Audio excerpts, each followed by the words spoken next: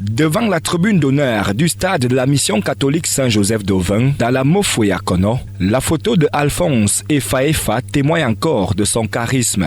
Ce mercredi 17 juin 2026, les anciens Lions indomptables sous la bannière de la FECAFOOT sont réunis pour lui rendre hommage. Sportif d'un autre genre, grand bâtisseur décédé le 13 mai dernier à 89 ans.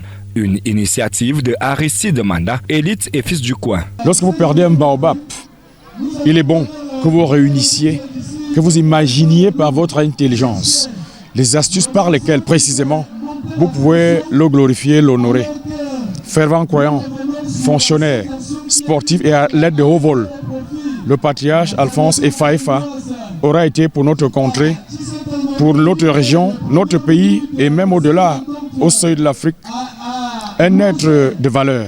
Sur la pelouse, on reconnaît Emmanuel Mabouankesak, Michel Karam, Missé, Mabom Dinalo, Jules Denis Onana, Bernard Choutang, Augustine Siliki Djangé, Michel Akaba et bien d'autres. Les anciens Lions et les jeunes du village dans cette confrontation ponctuée d'actions inédites, un football fluide, des occasions manquées et concrétisées de part et d'autre pour honorer la mémoire de ce serviteur de la communauté devant de nombreux invités et la grande famille Vokfouda.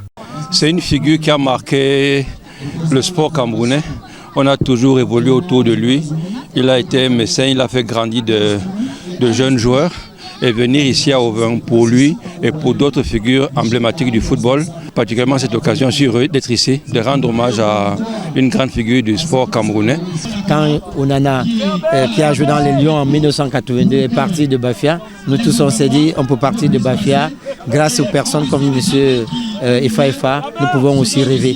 C'est pour ça que je suis venu avec beaucoup d'anciens Lions ici pour pouvoir honorer sa mémoire, pour pouvoir pleurer avec la famille et les accompagner jusqu'à sa dernière demeure. C'est un réel plaisir pour moi de venir jouer cet hommage à Papa Efa.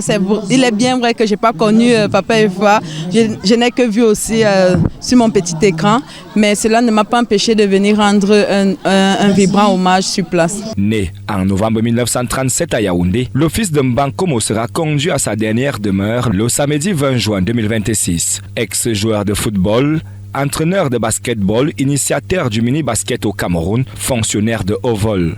Alphonse Efa a marqué son temps et gravé son nom dans la mémoire collective. C'est quelqu'un qui était perfectionniste et quelqu'un qui était paisible, il aimait la paix et il avait l'amour du sport.